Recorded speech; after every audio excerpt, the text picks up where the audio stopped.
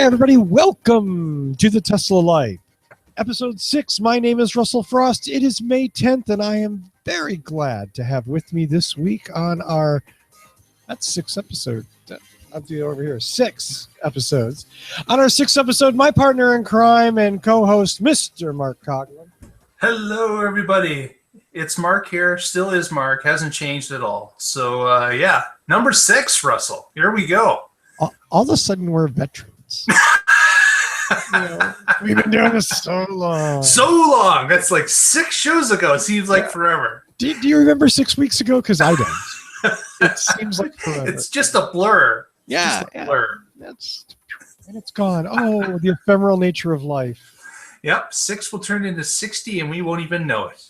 Dude, we're up to like almost 230 on what drives us. That still freaks me out. Like, I can't think of very many things I've been able to keep going 7 years. There you go. There you go. Commitment. Hey, we are so glad you're with us this week. We've got all the exciting news on the Tesla Life. So let's get to it, shall we? Starting off, I think Mark has a story for us this week. Yeah. As things typically break with Tesla, Elon Musk got on the old Twitter feed and let us know that the solar sunroofs are now accepting orders. Certain types of the panels, I believe there's going to be 6 in total, but he says he's releasing one out of the Buffalo Gigafactory today. So you can now start to order your panels in black glass smooth, which are, of course, textured glass tiles. And then he also made a comment that others are going to follow, of course, in the coming years. But exciting news if you've been waiting to add some solar to your rooftop and wanted to see what the offering was going to be from Tesla.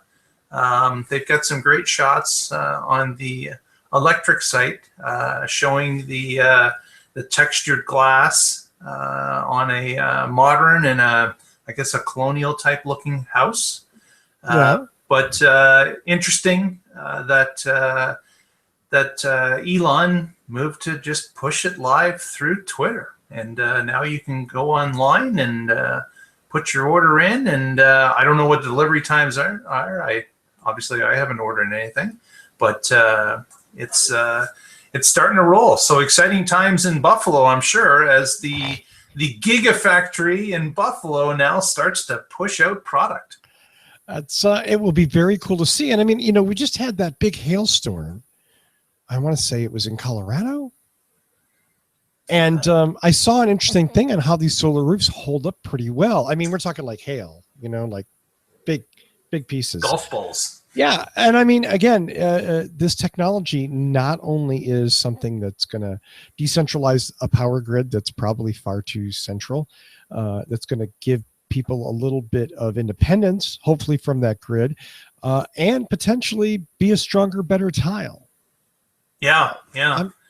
I'm looking for the downside, and I'm guessing what? Cost? That's about it. That's the only thing that's out there. You're right. Is that Elon has claimed in the past that the cost of his solar roof with his roof tiles will be less than re-roofing a normal.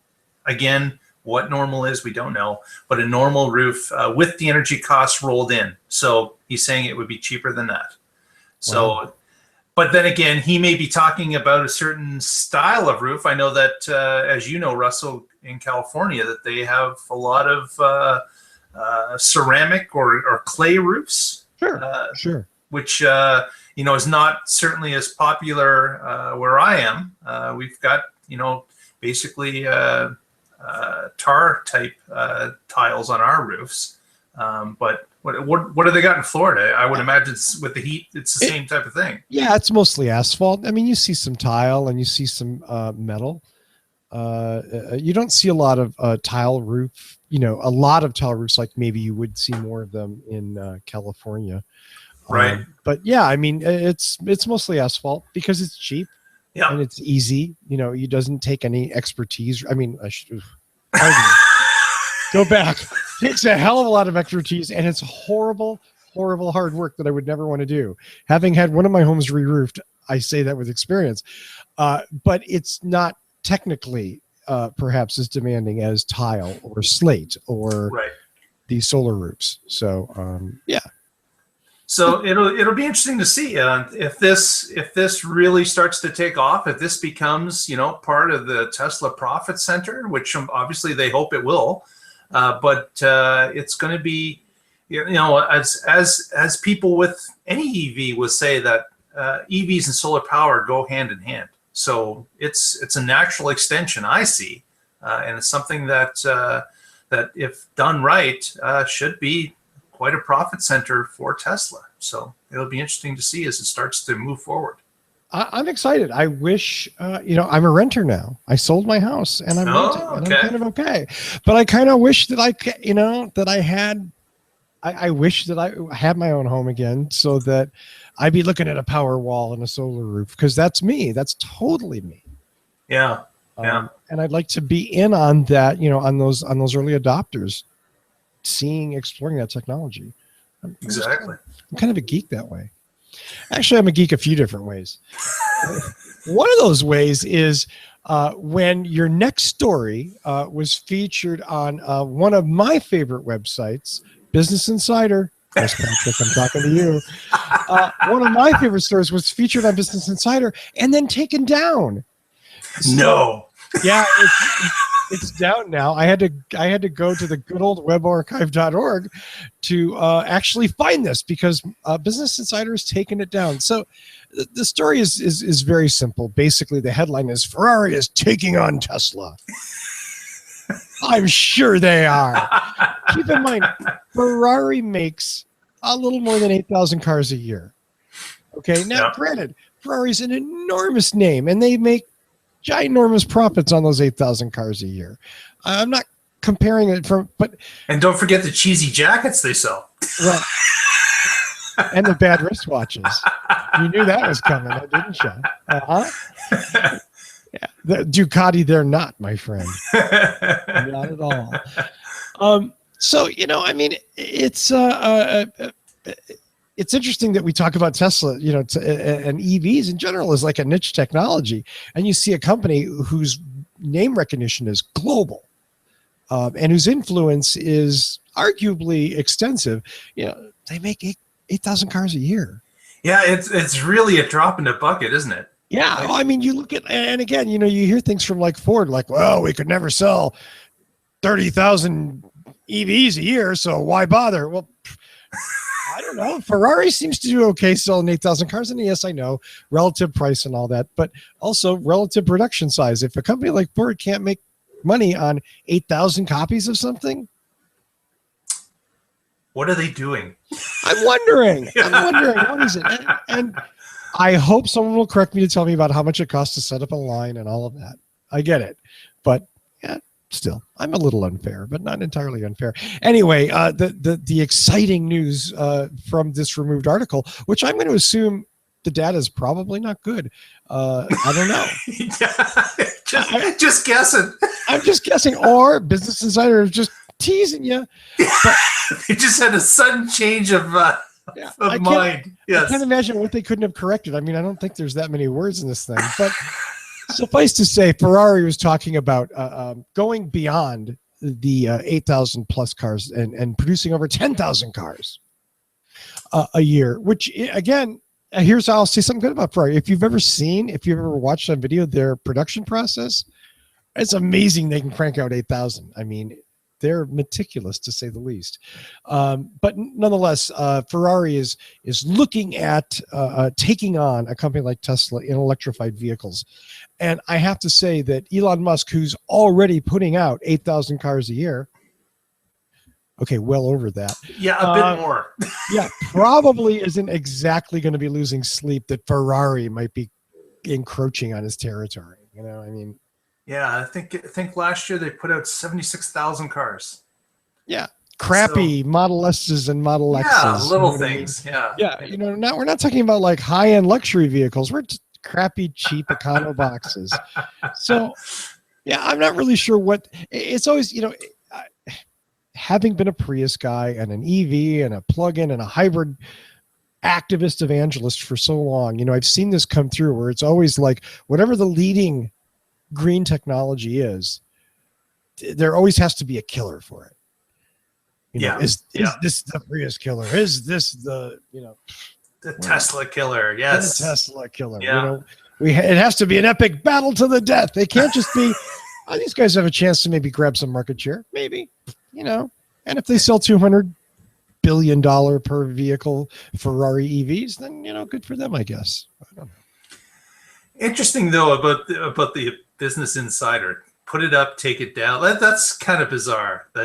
Or is maybe you being such a fanboy of Business Insiders. Does that happen all the time with Business Insider? I don't know. Maybe I'm just having. No, I have no idea. I don't stalk the site. I will ask Evan and Patrick though, who apparently are big fans. Okay, all right. We'll have to mark that one. And speaking of that, shout out to Evan Fusco, our friend Evan, who's normally on the show. He's down in Mexico suffering horribly in Cabo San Lucas. Oh, that's got to be rough. We started a Kickstarter to bring him home. There's a bus service. It runs Baja. I think it takes 3 days to drive the link to Baja. So, but it's only $45. There you go. We raise everyone chip in 44 cents, we'll have him home in no time. Absolutely. We will bring our own Evan Fusco home to his Teslas. Both of them. Yeah, he'll love us. He'll love us for that for sure. Yeah, hey, $44 is. Someone swings by the resort, grabs him, throws him in the back, and he's in a bus for 3 days, handcuffed. Yeah. Oh, the handcuffs were extra, Evan. We had to pay extra for that. Yeah. Hey, I actually had to buy the handcuffs because they weren't going to get them back. Okay, so would he be appreciative of that? Oh hell no. Evans. So we hope to have Evan back soon. Same with Tony, who's just actually just doing his job. His job. Well, and speaking of doing their job, Tesla also announced, or I should say, Engadget revealed that Tesla's pushing an autopilot update that actually captures video from inside the vehicle and shares it. And I say share because I wouldn't want to say transmits without your explicit permission. That just sounds confrontational. And shares the video with Tesla. Shares. It sounds so much nicer. Yeah, it's sharing is caring, right? Remember when was this a Care Bears or was that Strawberry Shortcake? It's the Tesla Care Bear. It's the Tesla.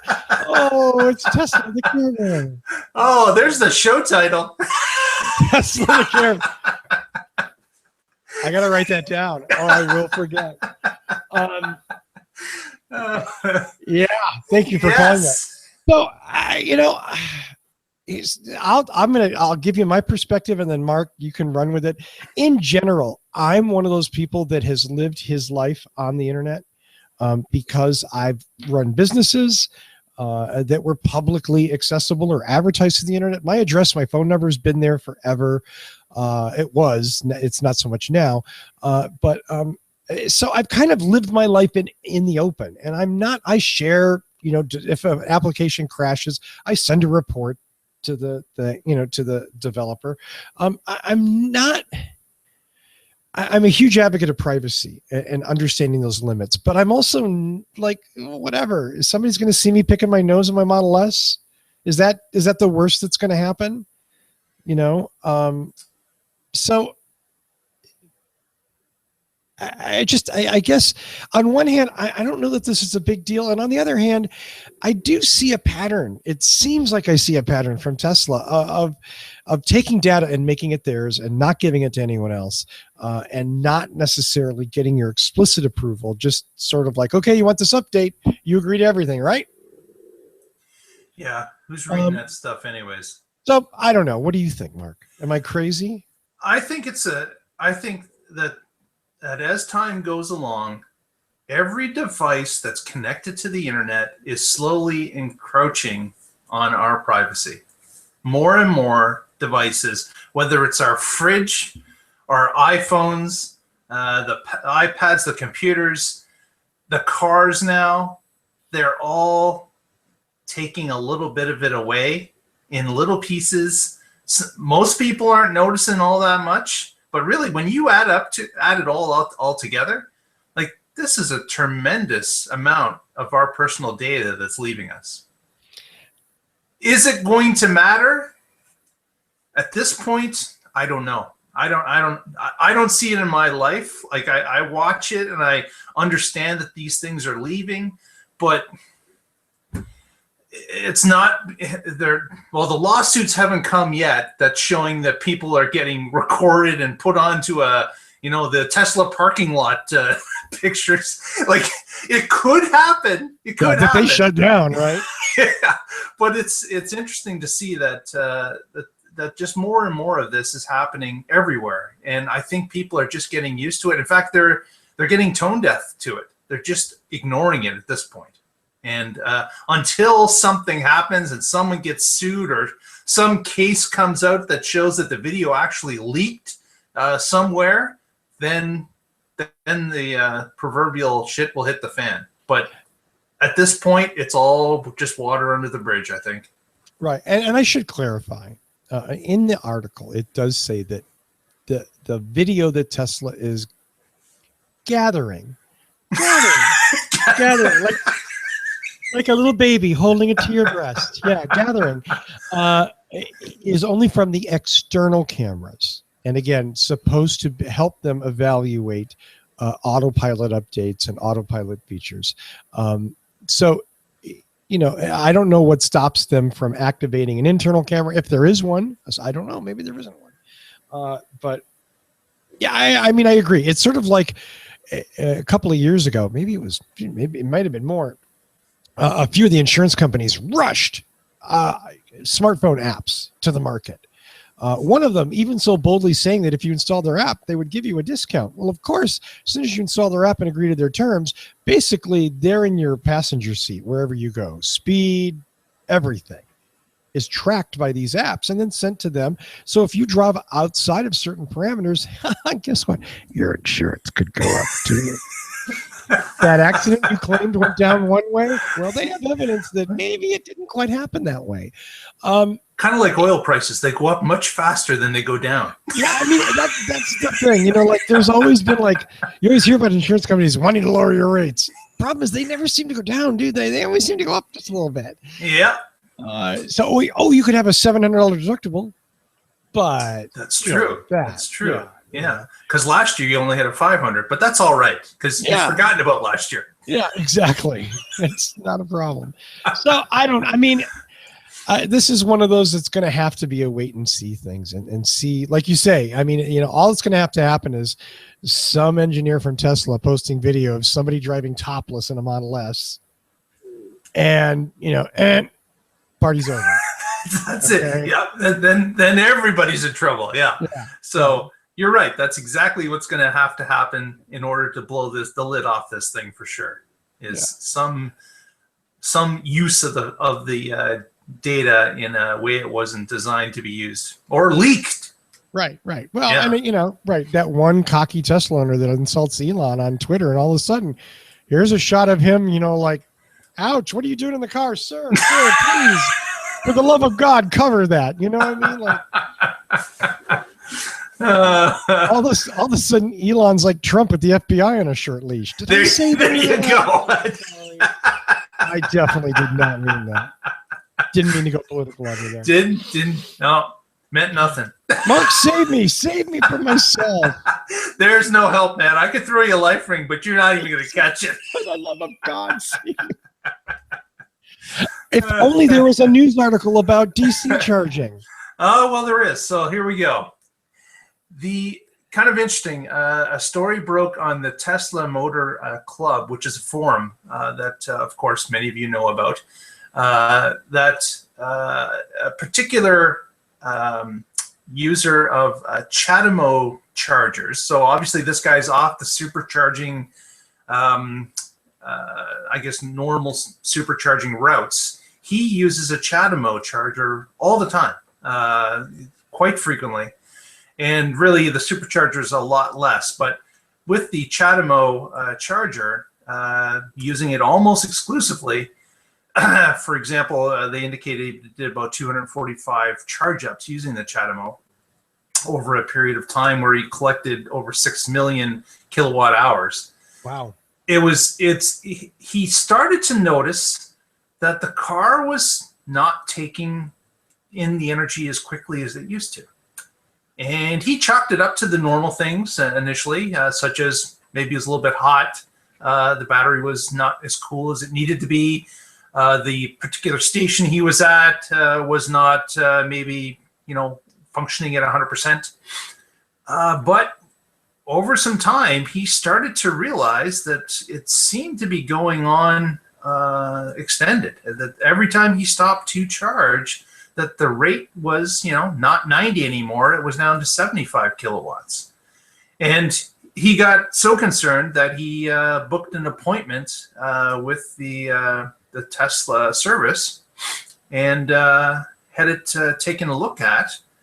And there was a comment made by one of the service bay people that he had run into some sort of a limit that Tesla has built into the batteries, which of course was not really known to this point.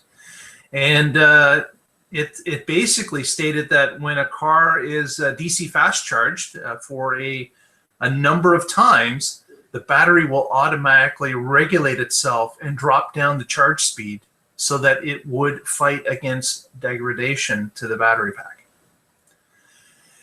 And this, of course, exploded with people running around.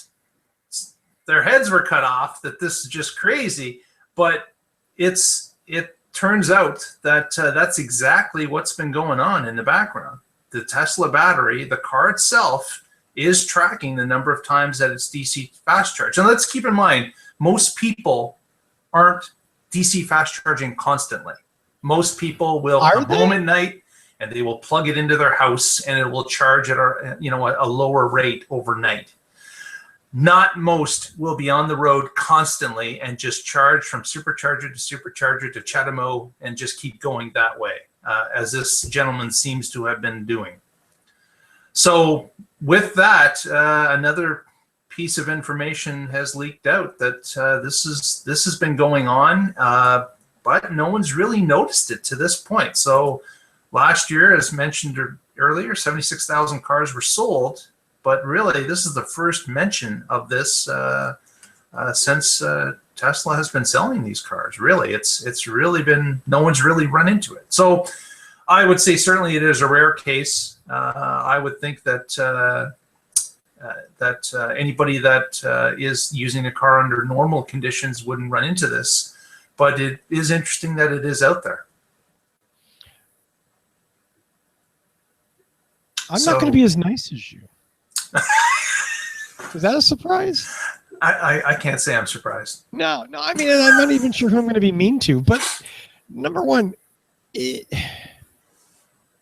and I can't express surprise that someone who can afford a 6-figure vehicle wouldn't really understand it, because that's almost too easy a target. You know what I mean? That's fish in a barrel. But this is pretty amongst the cognoscente, which pretty much just wipes out whatever I was going to say afterwards. No, I mean, here's the thing. And to me, this is like it's no-brainer. It's an obvious thing. You can't dump a bunch of energy into batteries at a high rate of speed a lot, or they wear out faster. And I thought that was common knowledge. Clearly, it is not common knowledge. No, it's not. And on one hand, I want to say shame on Tesla for not talking about this. We would say cheers to Chevy, who earlier, when we had someone from Chevrolet on, or from GM on, talked about battery degradation in the new Volt and was very open about it. And on what drives us, right? Yeah, on what drives us. I'm sorry. And it happens, and that's okay. Nothing lasts forever, except for a bad reputation, maybe in DC. I'm not sure, but let's not forget taxes. And taxes, yeah, that whole death thing. Death lasts forever, is what I hear. I don't know. Religious folks, keep your emails to yourself. Thanks. That's going to be emails right there. you've really opened it up. Like you just sorry. I had to cross pollinate. See, you can throw you a lifesaver. It just doesn't matter. I know. Thank you. So, I mean, on one hand, I'm just kind of like, really? Like, I mean, I get it. Yeah. And yeah, guess what? If you're jamming a whole bunch of electrons into your car at high speed, it's going to make the batteries wear out faster. And I can't really blame the manufacturer for wanting to control that so that you don't kill your batteries completely in a ridiculous amount of time. Should they have been open and transparent about that? Oh, hell yes. Were you, Mr. or Miss Customer, listening? Did you care? Did you ask? I mean, admittedly, maybe you didn't know the right question to ask, but were you listening when they talked about battery degradation? Did they? I don't know. I wonder how much they just breeze over that subject. Right. The degradation does exist. Yes, it does. But you'd really have to do something stupid in order to get it there. So let's just skip that and move on to the next topic. Yeah, leather seats. Right. Is charging your Tesla from a CHAdeMO charger 245 times, is that stupid? It depends on the use case, I guess, really. Like, obviously, he's not near a supercharger. He's using CHAdeMO chargers. But is it because he doesn't want to charge at home? He's got no home to charge at? Is he someone that's living in a condo or apartment? There are some things left up to interpretation here. Right. So it may not be a stupid thing, but then again, it could be.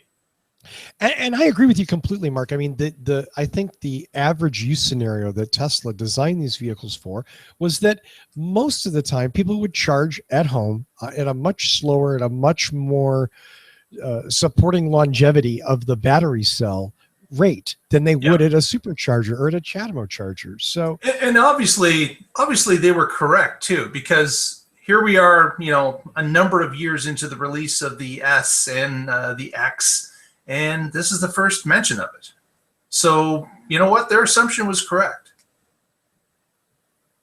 Well, there you go. And so then there's, I guess, is this a follow-up story on electric? Yeah, the next story was about Tesla basically saying, you know what? You're right. There are our bad. there are certain ways that the battery can be harmed, and that certainly includes over DC charging it or CHAdeMO charging it, in their estimation, again, another 245 times, and 50 or 60 superchargers on top of that. That is a limit. They are saying that the battery will physically change inside the cells, and they have designed it to slow down the charge in order to prevent the customer from damaging the battery beyond belief.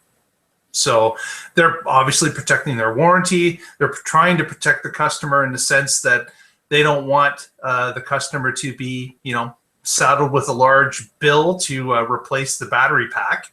Yeah. And, they're obviously, again, protecting their warranty that they have on the car for a certain amount of years or a period of miles. And they're protecting themselves as well. So, yeah, that's exactly what they're doing. But you're right. It's not really mentioned. It's not really talked about until this case has come up. And obviously, battery technology is going to change, is changing all the time, is evolving and getting better. And Tesla's kind of taken an active role in that, in building their own batteries and building a factory for that. And hopefully that'll get better. But I think it's always, for the foreseeable future, battery degradation is going to be an issue that people who own things powered by batteries need to be aware of. It's the nature of the beast. Yeah. Thank you. I was totally lost there. Jesus. It is certainly something that goes hand in hand with battery technology. And just as a side note, we don't have this as a news story, but there's been a development with the University of Halifax and the Tesla wing that's being funded by them at the University of Halifax, that they've come out with some new battery chemical balance and such, that has basically doubled the length of time that the battery will remain viable. So these things are happening all the time. Tesla is actively pulling this information together, and there's even some accounts that they're thinking that this new technology will be introduced into the new battery cells of the new cars, including the Model 3. So there's a lot of this stuff going on because they know the limitations. They know there are issues, and they're trying to solve those issues as time goes along. But having somebody go outside of that and charge over and over and over and over and over at a fast speed, you're asking for it. Absolutely. And on the other hand, again, is this just some poor consumer who bought something and didn't really understand it and just, hey, the plug fits, why not? Well, it would be interesting to say that if this gentleman was to have gone to purchase his car and said, you know what, here's my use case. I'm going to be doing this with it. I'm going to be traveling back and forth and doing this and that.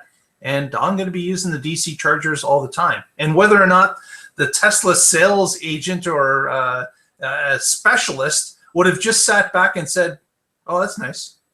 Right. That's it. Or would they have said, wait.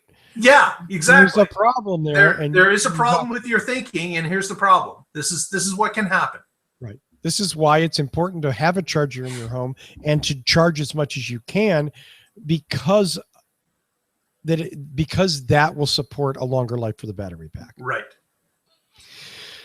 So again, that story hasn't come out, and I'm not even sure if it will. But it's only we had video. It's something that, out there, if you're potentially thinking of ordering a Tesla or any electric car for that matter, you've got to know your use case. You've got to understand what you're planning on doing with that car and make sure that the car will support what you're trying to do. I agree. Yeah, absolutely. In the end, you have to educate yourself. And the problem is sometimes you don't know the questions to ask. Oddly enough, there's this thing, and I won't pat Mark and I on the back, but there's this thing called the internet where you can look stuff up and you can read about problems and common issues with just about anything. Yeah. Don't get caught up watching the unboxing videos. They're not that educational. They're just a rabbit hole. Yeah. It's just, it's just honestly, like, I know there's no commercials, but it's still, it's a guy taking something out of a box. But there are ways to look into problems. And I understand that even that is fraught with difficulties of spurious complaints and competitors making complaints that may or may not be legitimate. But again, you can wade through the noise. And when you're going to buy something like a 6-figure luxury car, you may want to look into things. Yeah, no matter how wealthy and important you are, maybe it is your responsibility to know a little bit about it. And again, I feel bad saying, like, the dude charged at Chatham charger a bunch of times and he wrecked his car. Because everything about that seems reasonable until you know what we know and you think about it and you go, shit, did he really not think about that? Yeah, well, and that's another, like, certainly if you're considering a purchase, sign up to a Tesla Motor Club forum connection. Read about the thing. Like, that's where this information came from. That's where this was served to us. That someone was saying, hey, this happened to me. And what a great piece of information to be able to read about and understand before you make your purchase. So yeah, get yourself an account, get logged in, and get educated as to what real owners say and what happens in the real world with these cars. And watch our show every week. Absolutely. Am I allowed to say that? Watch our show every week, because we'll talk about stuff like that. Absolutely. We're your friends. And you know what? We're not going to make anything off you. We're not selling. Not a dime. Wait a second. Don't we have hats coming up? Make America Tesla again or something like that? I forget. They're made in North Korea. Yeah, one of the few products to come out of North Korea. Okay, I'm just digging a hole. You're really dealing now. Okay. Yeah, let's get the hell out of here. Nice job on the news this week, Mark. Nice. let's see. Where can you find us? You can find us most importantly at Facebook at facebook.com/the Tesla Life #1. That's numeral 1. Facebook.com/the Tesla Life 1. I'm looking at Mark. And of course, the other place you can find us is on Twitter, and that is at the Tesla Life, one word. That's it. At the Tesla Life. The Tesla Life. At, not, the at. If you're on Twitter, you know what that means. Okay. If you're still on AOL, we're not going to spell it out to you. If you're still on AOL and you don't know what that means, it's okay. Don't be confused. You don't care about Twitter. Trust it. Charge it the Chatamo thing. Everything's going to be fine. Everything's fine. Yes. Yes, indeed. Indeed. And we'll have those Tesla Care Bears out next week. So you're aware. Save your money. Because I can't wait. What I guess is it the Tesla? It's got the white chest with the picture of the Tesla and the rainbow coming out of the windows. We have to put that up as our next graphic. Yeah. And I really have to reload Photoshop now. Yeah. Oh, I'm working on that one tonight. I promise. Yeah, very nice. So fun stuff. We do this every week. You can watch us here live on the Tesla Life Show at youtube.com/the Tesla Life Show. Or please of course, subscribe. Send us a subscription. Get notified when we're on the air. Tell us how much you love us. Okay, wait, that's me. Sound needy. I'm needy. I'm really needy. Oh man, am I needy? Yeah, sounds good. Mark, any last words, sir? No, that's it. Get yourself a Tesla Motor Club sign in and start getting informed. That's it. All right. Until next week, watch us to find out what's new in the Tesla life.